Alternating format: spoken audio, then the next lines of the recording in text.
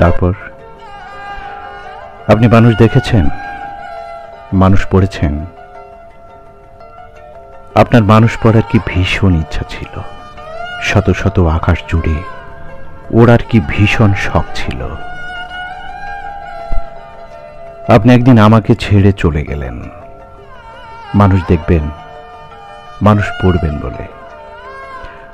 আচ্ছা, আপনি তো কত শত মানুষ দেখেছেন, কত শত আকাশ জুড়ে উড়েছেন, নতুনত্বের স্বাদ উপভোগ করেছেন। তো আপনি কেমন আছেন? আপনার নিজের আকাশটা কেমন আছে?